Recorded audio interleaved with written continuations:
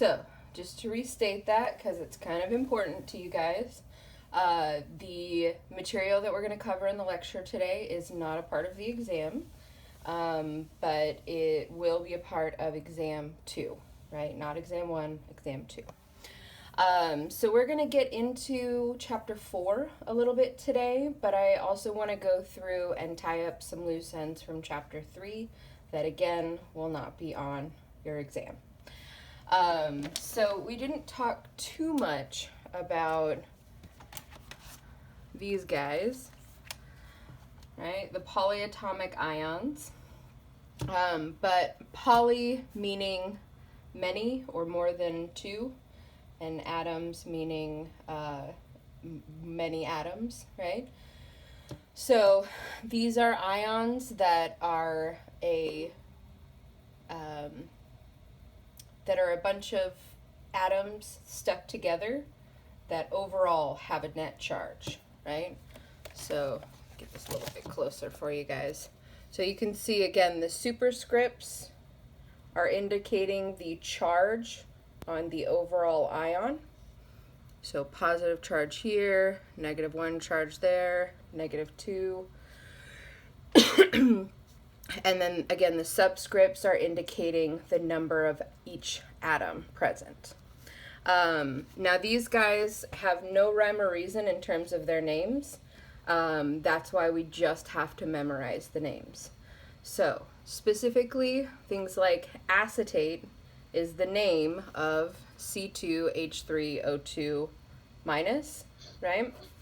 So you need to know all of the atoms that are present in the acetate ion, and you need to know the charge, right? So all of those are important for being able to do this. Polyatomic ions are some of the most common ions, so a lot of these guys you've probably seen before. Whoa. Come here. Come on. No, maybe. Come on, camera.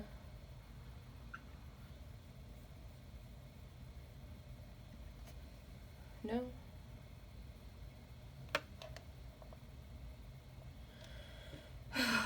Cool, thank you. All right, so this guy.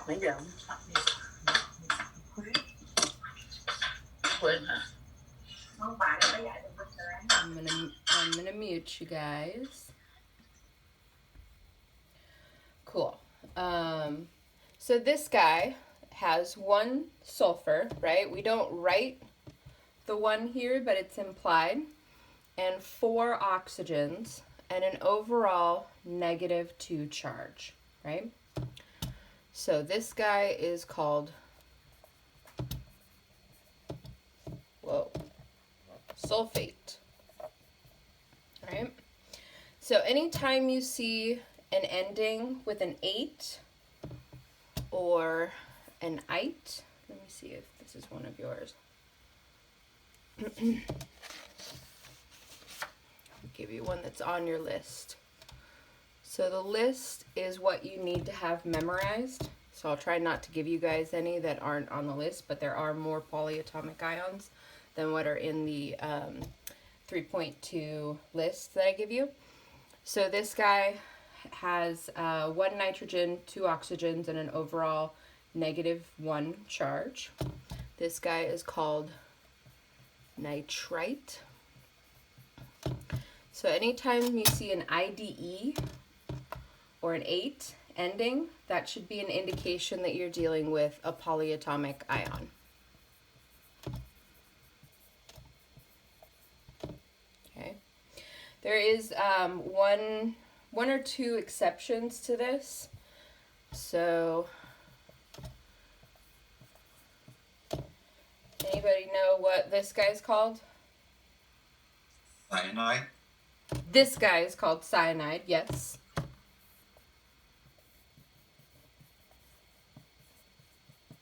What about this guy? Anybody know what that guy's called? Hydroxide. Somebody's been studying.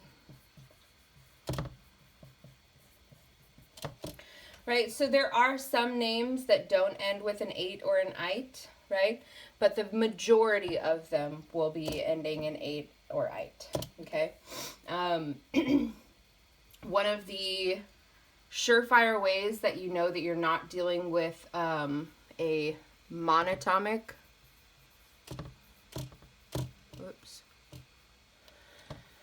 monatomic anion, right, is that a monatomic anion, you would be able to see the prefix on the periodic table, right? So you would see something that resembles that. So, for example, there is no cyanine, right? That's not an element. So you can kind of assume that it must be a polyatomic. Does that kind of make sense? Right? And here, hydroxide, right? This sounds like the combination that it is, right? So you have a hydrogen and an oxygen, right? Does that kind of make sense, guys? So, just want to let you guys know that there are a lot of methodologies that are taught for how to remember these, like little tricks. I personally don't find the tricks helpful because a lot of the times the tricks end up being not consistent. So it basically, this is one of the harder pills to swallow in this class, but having these guys memorized is, I promise you guys, the easiest way for you to get comfortable with seeing them and interpreting them in terms of nomenclature. So, and I've actually done this with several classes where I tried to run it without having these memorized, and what I found was the students that didn't know their polyatomic ions were not able to do the Ionic nomenclature nearly as well. It really, really trips you up. And what's worse is we're going to be using these for the rest of the semester, and every time you have to do this mental translation of seeing this guy and saying, oh, that's sulfate, right? Or having to look that up, right, is going to slow you down in terms of your understanding of the material as we're going through it for the rest of the semester, right? So do I always want you to memorize things? Actually, almost never, right? But this is one of those times where I can emphatically tell you that everything that I have seen from students is that when they memorize these, they do better, right? So that's what I'm going to ask of you guys. Do you need to know them for exam 1? Absolutely not. They will be on exam 2. So let's talk about ionic compounds that involve polyatomic ions. Is it okay if I erase, guys? Cool. All right.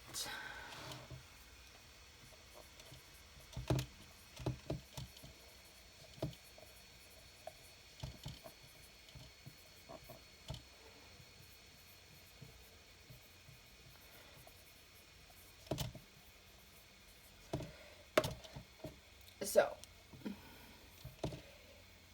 the good news is this is exactly what we've been doing. It's just adding in some new players, right? So, we still have the same basic rule for metals in group 1 and group 2, right? Which don't require a Roman numeral.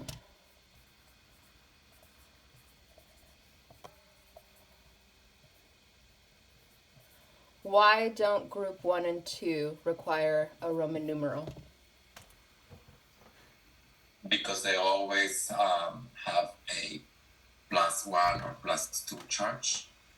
Their charges never change, right? So they can't have variable charges. Where did my... Oh, sorry, my periodic table disappeared.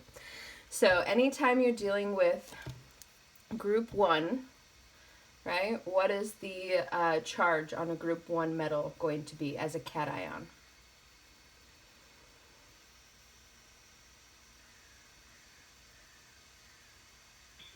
One. +1, that's right. For group 2, it's always going to be +2. +2, right? So we know that those will never change, so we don't need the Roman numeral. For transition, oops, and post-transition, right, we need Roman numerals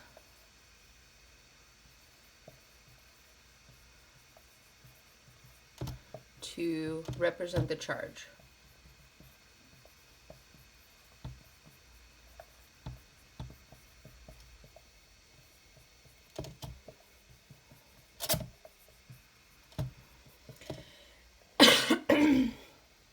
Now, so all of what I'm writing here is about the chemical name, right? Not the chemical formula.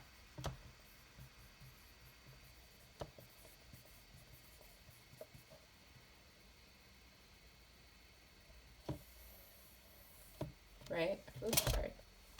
Chemical name. So, represent. Sorry, guys. So when we're looking at transition metals and post-transition metals, again, we're looking at the red guys here in the middle, and then everybody that is below the staircase of metalloids, right? So these guys can have variable charges.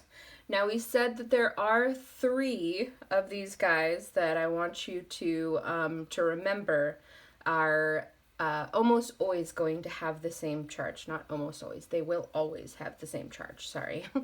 That's silver, zinc, and aluminum, right? +1, +2, +3. 1, 2, 3 up the stairs. Okay? So those 3 you will often see represented without a Roman numeral, but if you guys would like to represent them with a Roman numeral just to keep it in your head for now, that's totally fine. But I just want you to know that those are very commonly not seen with Roman numerals because they never change. Okay, guys? Cool. So when we write the Roman numeral, right? So let's say we're talking about cobalt, right? And we write the Roman numeral in parentheses next to it. Why don't we write the charge?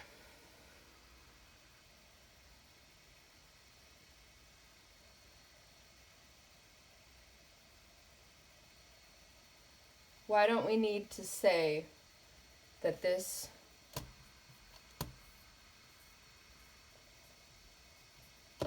is cobalt 3+?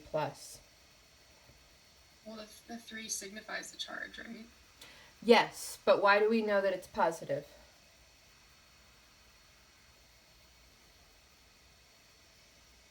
This is neutral? No. Because it's a metal? That's right, because it's a metal, right? Metals only ever make cations, right? Because they are happy to lose electrons, they only ever form cations. Nonmetals will never form cations, right? They will always form anions.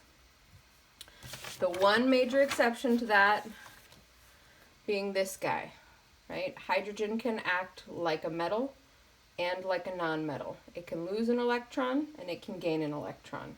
But it much more frequently will act like a group 1 metal and form a positive charge than it will form an anion, right?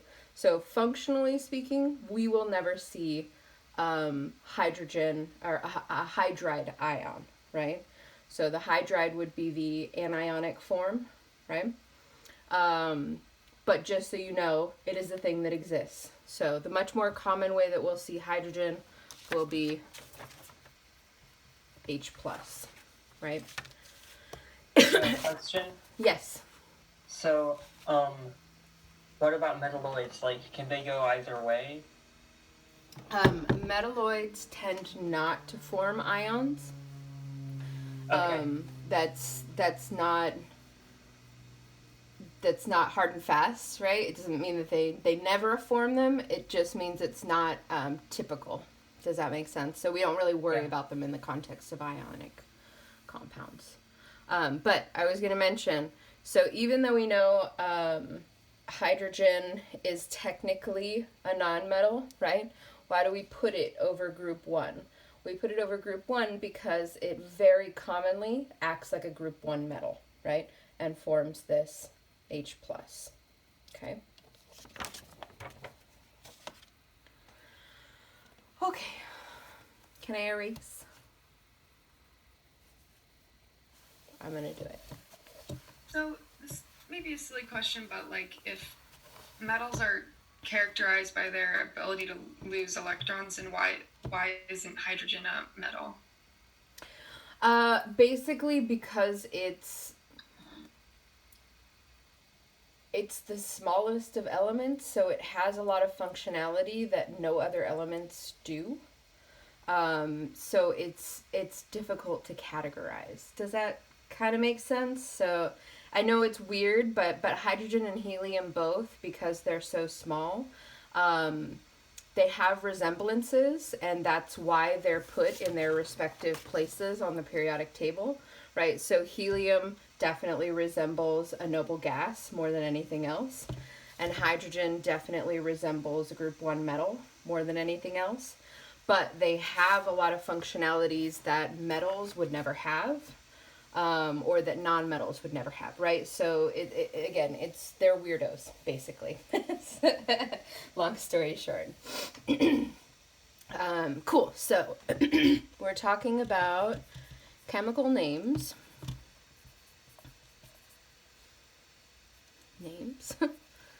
With polyatomic ions. Sorry guys, I'm too lazy to write that word out a million times. Polyatomic ions. This one is really straightforward, right? So let's say we have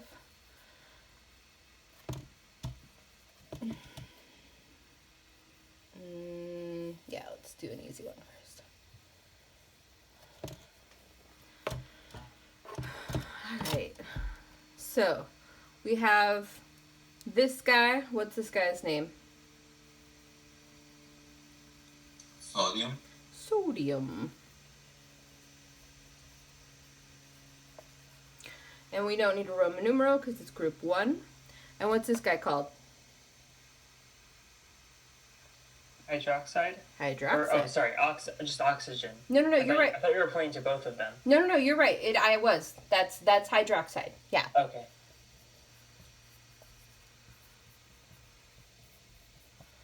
Easy peasy, right? That's it. That's the chemical name. Okay? Let's do another one.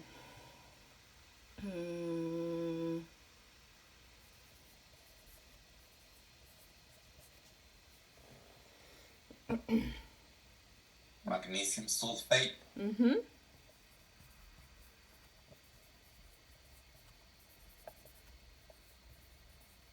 Oops. Right? Everybody all right with those? Pretty easy, right? So I think the much harder thing is going from the name to the chemical formula, right? Now, I say this is easy, right? But this is only easy if you know that that's hydroxide, right? Or if you know that this is sulfate. So part of that knowledge is memorizing the polyatomic ions, right? So again, only easy if you've memorized these. Has anybody used Quizlets? Yeah, so Quizlets is an app that you guys can download, and it has pre-made polyatomic ion decks so that you guys can can quiz yourselves with that, but I personally think that the best way to learn the polyatomic ions is to write them down. So I would literally just take this and write it down over and over and over again until it sticks to your brain, right? The other thing is, as we go through and do this nomenclature, we start looking at chemical structures. You'll see these names over and over again, right? So when you see the name, try and translate it mentally into the chemical formula and vice versa. So when you see this guy, right, think, what is that name? Oh, it's sulfate, right? So the more you practice that as you're going through this stuff in the beginning, the easier it'll be to remember them. Sorry, check the chat here. Is that list? Yeah, so that's in 3.2, Ross. I think it's also in 2.2. It's in a lot of places. Yeah.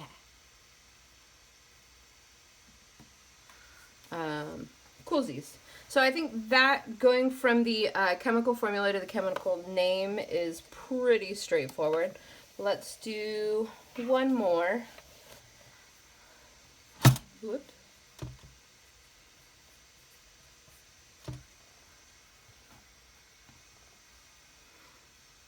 So what's this guy?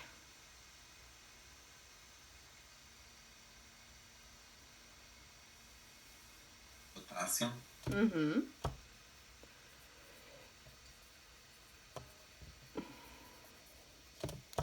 Anybody know what this guy is? Phosphate. It is phosphate.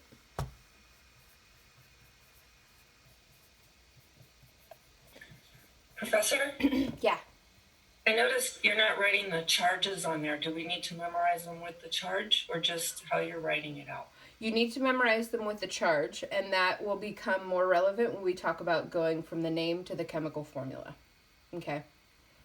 So this way kind of masks what the charges are, so you don't really see it. But when you go the other way, you'll see it, and that's why it'll be important there. Now, I can tell you that the number one mistake that students make when writing out the chemical name here is they see this 3, right? And they want to put a Roman numeral next to this guy, right? This is telling you about the number of potassium ions there are, right?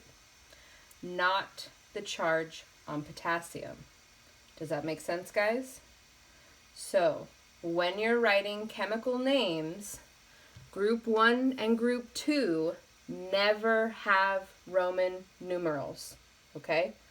Number one mistake that I see students make, okay? Very important. You only need the Roman numeral when you're unsure of the charge. Okay. So, looking at this guy as an example, what do we know the charge on a potassium ion is? +1. That's right. +1, right? So, if we need 3 of them for every one of these guys, right? What must the charge on the phosphate ion be? 3-. Yep, exactly. Right? So that's one way that you can look at these when you're getting the chemical formula, right? And you're wondering, what's the charge on this guy? Well, if you have a group 1 or group 2 metal, right, you can figure it out just like you would use the anions to figure out the transition metal charge, right? So those are your anchors in these. Now let's talk about chemical name to chemical formula.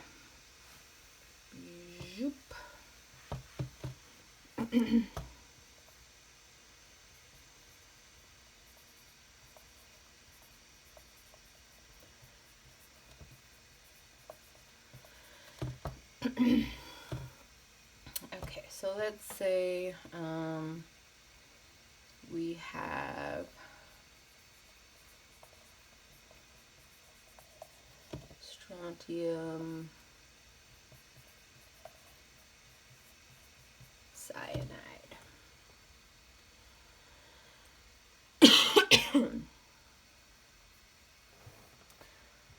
So, just like we did for the monatomic anions, the first thing we want to do is figure out how many of each of these ions are going to be present in our ionic compound, right?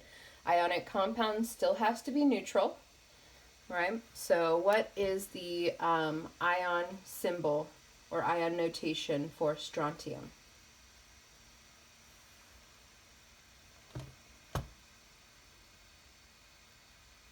SR. SR, and what's the charge? +2. +2.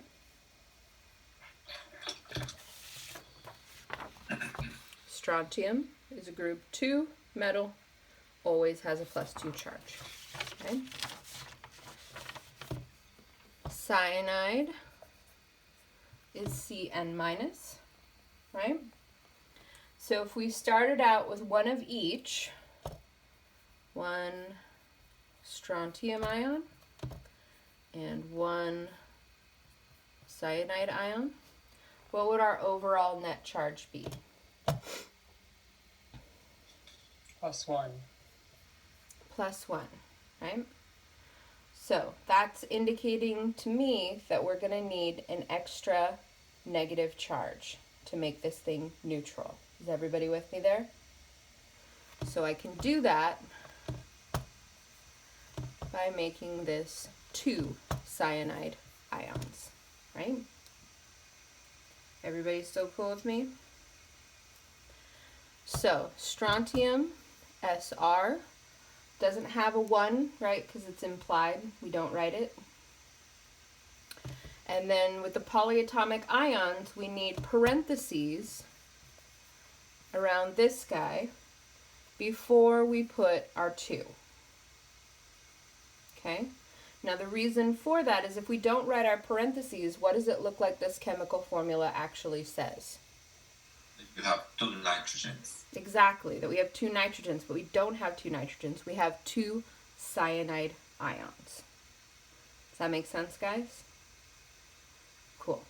If this is a 1, or not written, right, because we wouldn't write it if it was a 1, then you don't have to write the parentheses. But I find for most students, when you're starting out learning the polyatomic ions, it's much easier to just write the parentheses in there to remind yourself that that's a polyatomic ion as you're going through and learning these, right? So if you'd like to do that, cool.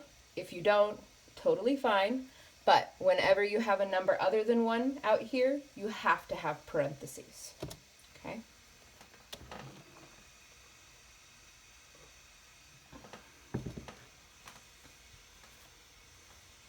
May I erase? Cool. Let me check the chat real quick. Yes, thank you, Jesse. Cool. Let's do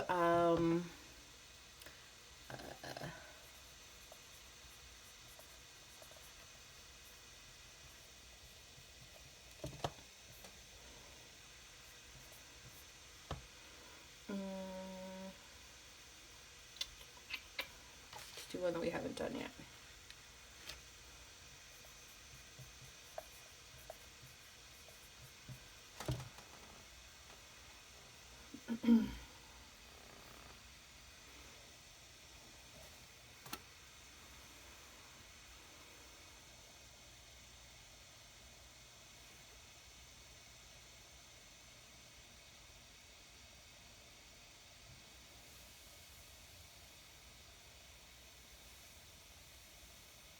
So, what is the chemical symbol for manganese? Mg4+. Mg. Question mark? MN. Mn. This is a really, really common mistake, you guys. Mg is magnesium. Mn is manganese, right? I'm not trying to call you out, Juan Carlos, but seriously, super common mistake, right? So yeah, this guy will be Mn, and the charge will be 4 plus. 4 plus. Exactly. So, nitrate. NO3. minus. You got it.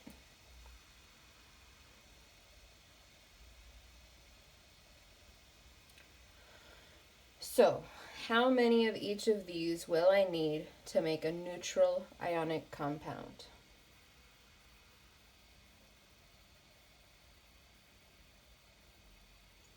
Four nitrate. I'm going to need one of these guys for every 4 of these guys, right? You guys want me to do it the algebra way? No. So different people have different approaches that they like with figuring out how many of each of these you need for an ionic compound. I personally need something systematic that I can do the same way every time. Otherwise, I'm going to mess it up, right? But some people are just like, I see it. I need one of these guys and I need 4 of these guys, right? I don't need to do the algebra. Fine. Cool. Totally okay. So, we have 1 manganese ion.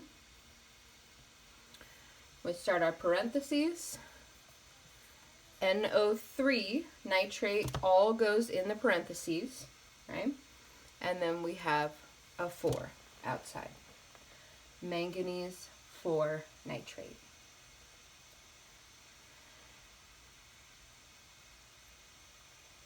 Questions about that?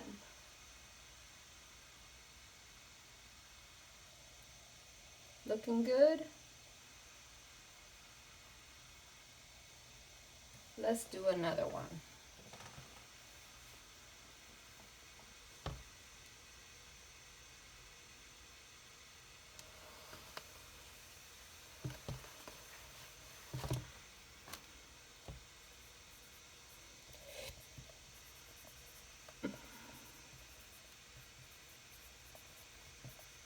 Calcium carbonate. This is one of my favorites right now because I'm pregnant. I love calcium carbonate. Does anybody know what calcium carbonate is the main ingredient in?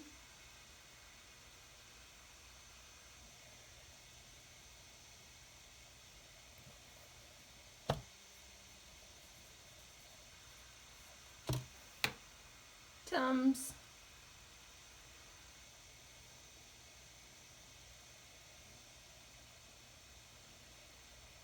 I think some of you are too young to know what I'm talking about, and some of you are too male to know what I'm talking about.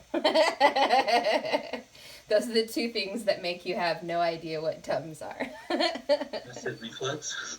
Yeah, so basically, when the older I've gotten, the more indigestion I get, right? So you use these for acid reflux, but pregnancy especially tends to induce that in very dramatic ways. So yes, calcium carbonate, aka Tums. Totally irrelevant, but it'll come up later. Okay, so chemical symbol.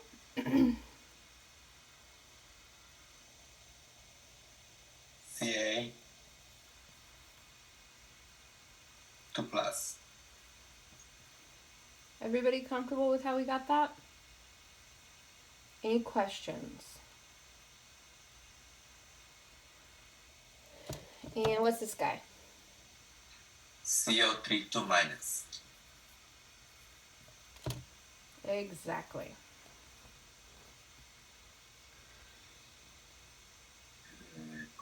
So, How many of each of these do we need for a neutral compound? One of each. One, yeah. One of each. Yes, absolutely. So we would write Ca. And again, here's where the parentheses become optional. We only have one carbonate, right? So we don't have to write the parentheses.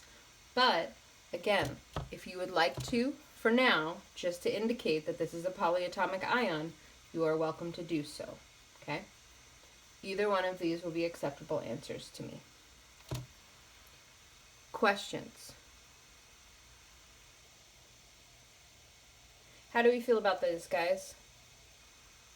Pretty straightforward extension of ionic nomenclature.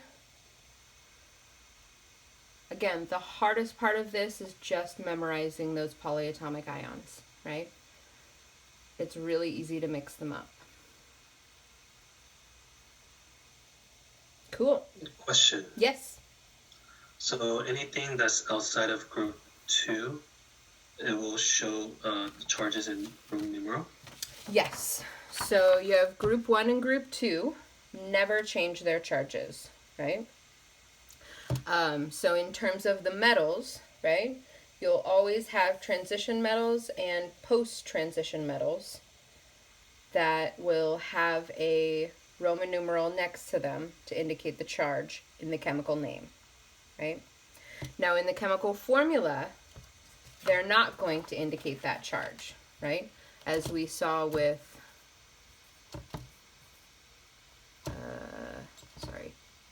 our previous example, right? So in the chemical formula, you're not given the charge on a transition metal. So how do you determine the charge on a transition metal in a chemical formula?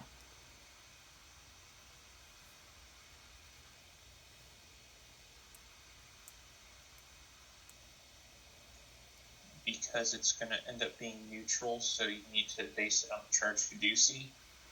Yes, so you have to know the charge of nitrate here, right? In order to figure out the charge on manganese, right? Let's do one more example of those just to solidify what we're talking about here. So let's say we have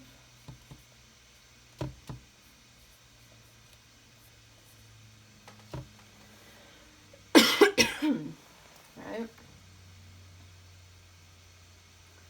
So first things first, what's this guy called?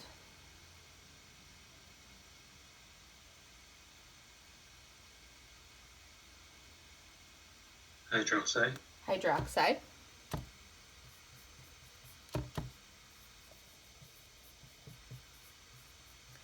Yep. And what's this guy called?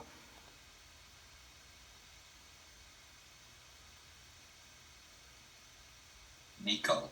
Nickel.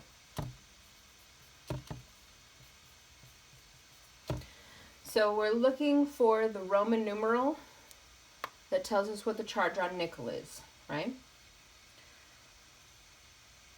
So we know that this guy is hydroxide. Hydroxide always has a charge of -1. -1. It's always OH minus, right? So if we have two of them, right, what's our overall negative charge?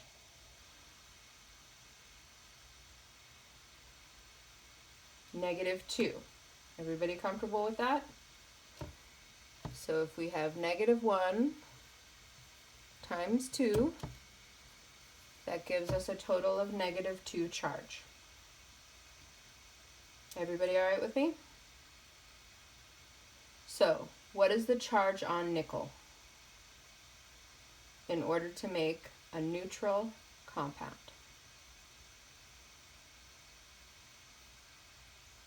+2. +2. Is everybody okay with that?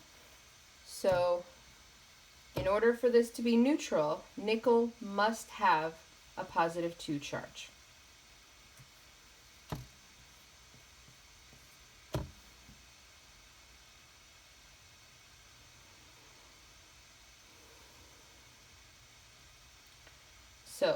that's where it becomes really important, Nikki, to your question about what the charges are, right?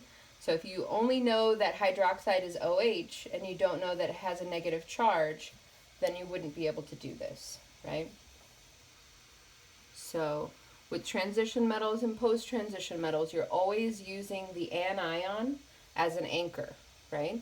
So you have to be able to determine what the charge on those anions are. Any other questions about these? We're okay? All right, let's start talking about covalent bonds.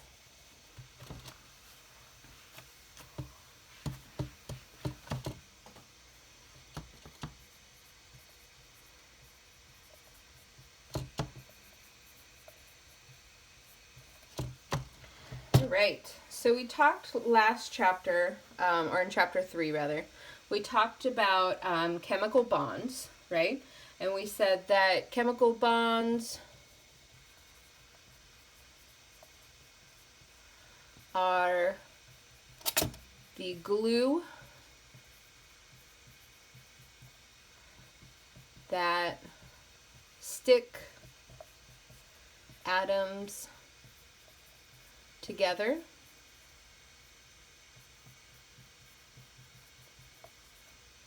in molecules and compounds, excuse me.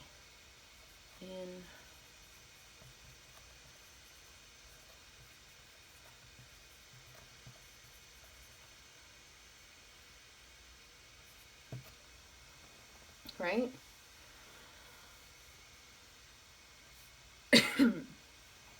So we said chemical bonds are the glue that sticks atoms together to form molecules and compounds. And we said there's 2 different flavors of chemical bond, right? So the one we talked about in chapter 3 was what type of bond? Ionic. Ionic bonds, right? And what characterizes an ionic bond? The attraction between opposite charges, Yeah. metals and non-metals. Absolutely. So having 2 oppositely charged ions be attracted to each other, right? In terms of electrons, when we talk about ionic bonding, we tend to say that they exchange electrons because the metal could be seen as giving the non-metal an extra electron, right?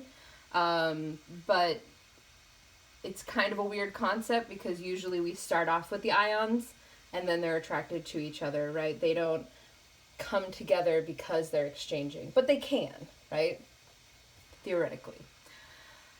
But what did we say characterizes a covalent bond in terms of electrons? Sharing of electrons? Say again? The sharing of electrons? That's right. Sharing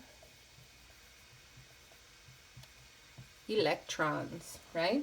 So covalent bonds are all about sharing electrons, okay?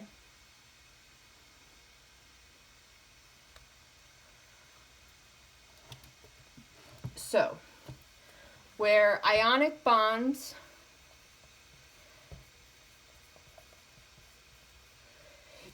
always occur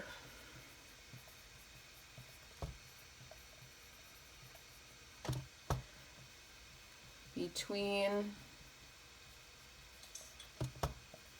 metals and nonmetals, right? Or metals and polyatomic ions, as we've now talked about.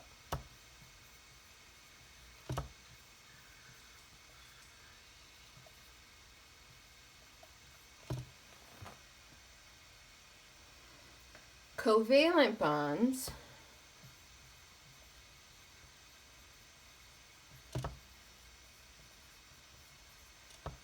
always occur between nonmetals.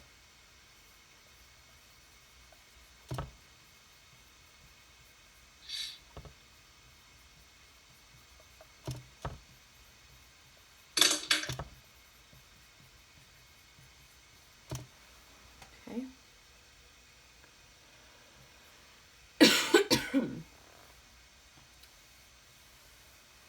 So, covalent bonds primarily occur between nonmetals. So, you've seen these covalent molecules before, you just didn't know that you were seeing this bond. So, let's look at some examples. May I erase? Yeah?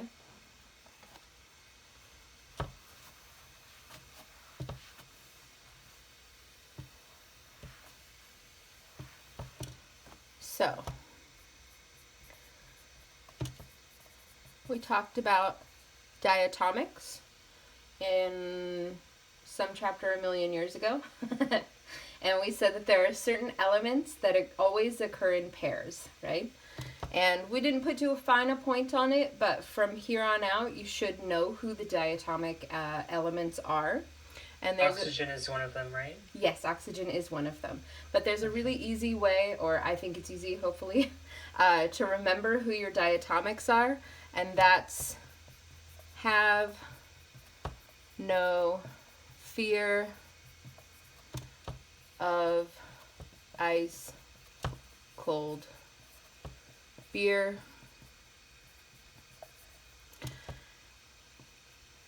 H2, N2, F2, O2,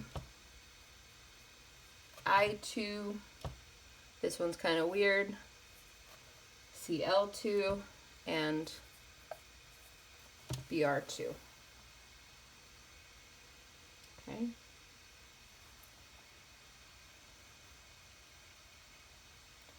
So have no fear of ice cold beer. Hydrogen, nitrogen, fluorine, oxygen, iodine, chlorine, and bromine all occur in pairs. You will never see them alone unless they are an anion.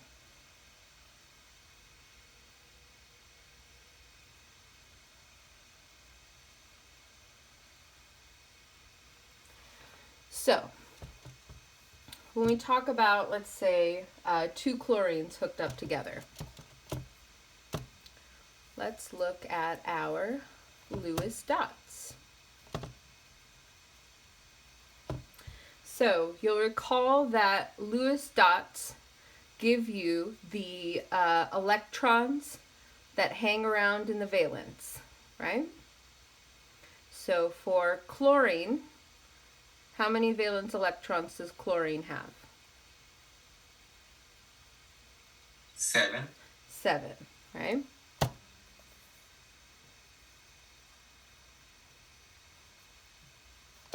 So we have two chlorines, right? And the way that they form a bond is by sharing electrons, right? So we said that in Lewis dots, the electrons like to be paired up, right? So, is there a way that we could get these lonely electrons to be paired up by hooking these two guys up? Yeah, right? All we gotta do is share these two electrons, right?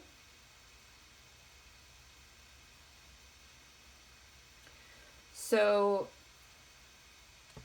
chlorine and chlorine sharing one of its electrons is what makes this covalent bond, right? Have we gone over the Lewis dots before? We have very briefly in chapter 3, we talked about the Lewis dots, but we only talked about them for elements.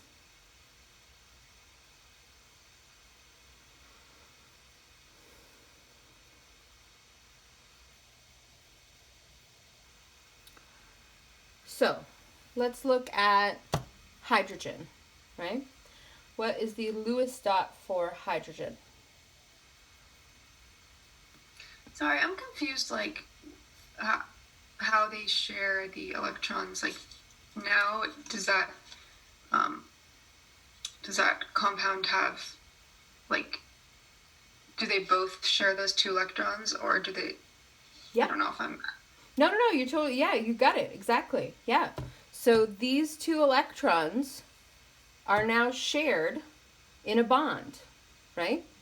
That is the glue that sticks these two chlorine atoms together to make chlorine. Does that make sense? So now they both have 8 valence electrons? Exactly. Okay. And that's the happy place, right? So in the same way that ions like to get to that noble gas electron configuration, right? This is a way that nonmetals, without forming ions, can get to that noble gas electron configuration. Does that make sense? Yes. Thank you for that. That was a good point, Jessie. So, hydrogen has how many valence electrons?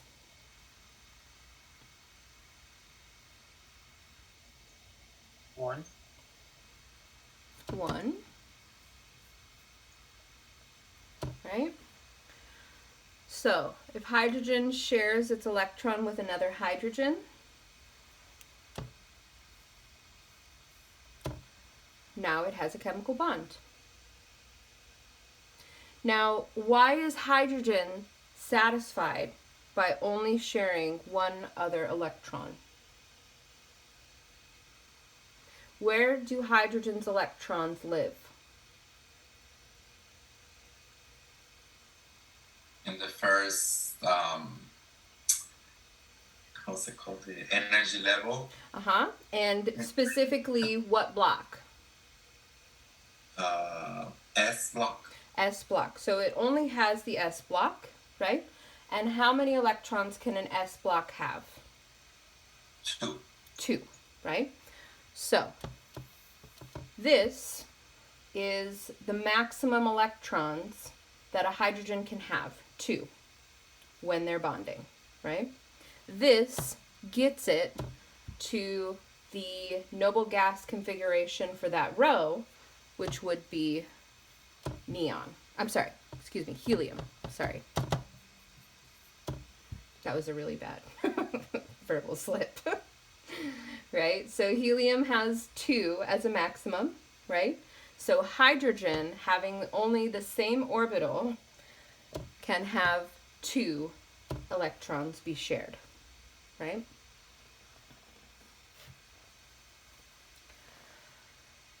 So this drawing of molecules with the Lewis dots is called Lewis dot structures.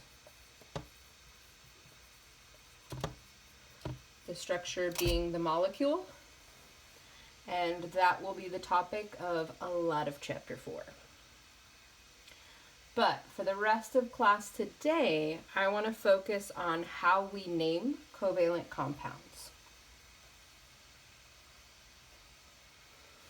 So these particular diatomics are the easy peasy ones, right? Because the name of the element is the name of the molecule, right? Everybody picking up what I'm laying down there? Kind of, sort of. Cool. May I erase? Yeah, we cool? All right.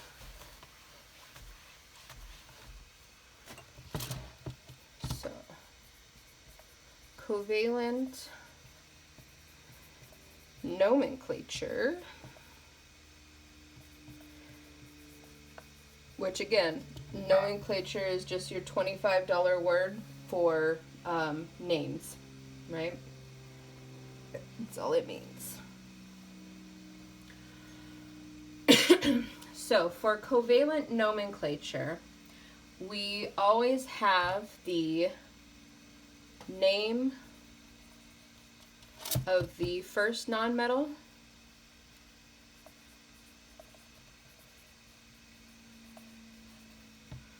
and the anionic form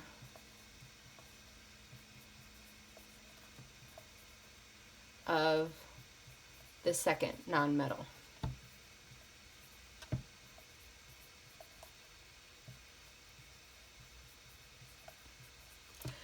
So what do I mean by that? The anionic form. So let's say we were talking about oxygen. What would the anionic form of oxygen be?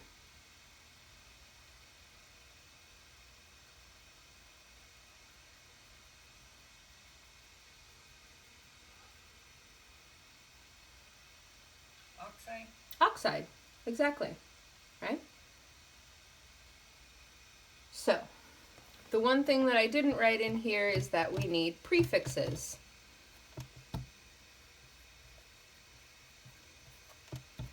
These prefixes indicate how many of each atom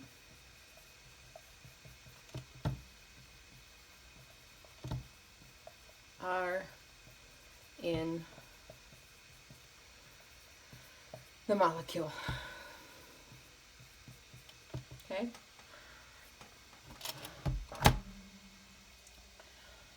So, our prefixes here, if we have 1, our prefix is mono. 2, di. 3, tri. 4, tetra. 5, penta. 6, hexa. 7, hepta. 8, octa. 9, nona. And 10 is deca.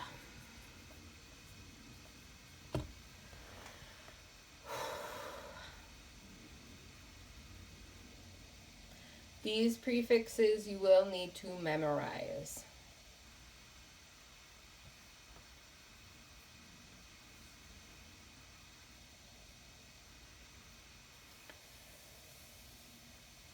So, let's do an example.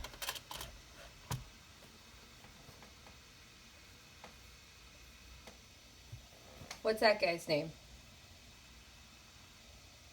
Carbon Carbon dioxide. dioxide. Carbon dioxide, right? So you guys already knew this one. We got carbon out front. We have one of them, but we didn't write mono. Now this is one of the weird cases with covalent nomenclature. When it comes first, the atom, if the atom only has 1, then we don't have to write the mono. If you would prefer to write the mono to remind yourself, that's totally fine. But if it comes in the second compound, or excuse me, in the second atom, then it has to be written. So, for example, what's that guy's name? Carbon monoxide. Carbon monoxide, right? So this guy, carbon monoxide,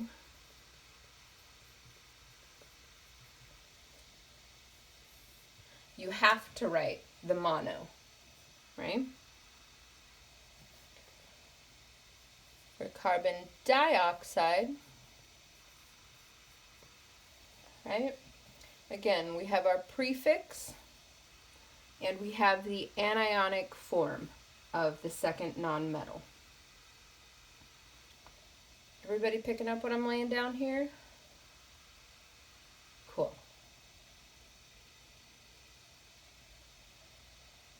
So, two big tricks, not tricks, but two big things that students tend to flip around in their brain. So one thing, you definitely have to memorize these prefixes, right? If you don't know what the prefix stands for, then you're going to get the compound wrong, right? But the other one is, now that we've learned these prefixes, you're going to want to use them in ionic compounds. They are not used in ionic compounds, okay? The only time you see these prefixes is for covalent compounds. Everybody picking up what I'm laying down there? So, do not use the prefixes for ionic compounds. They are only for covalent compounds.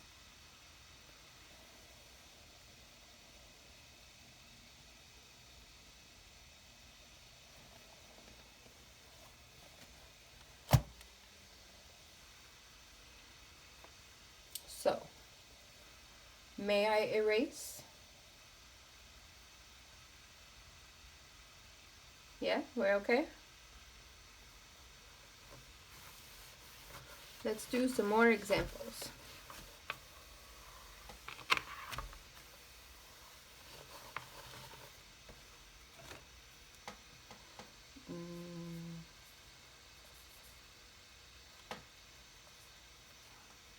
Oops, sorry guys.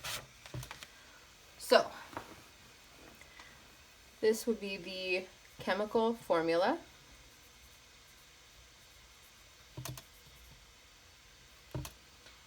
What would be the chemical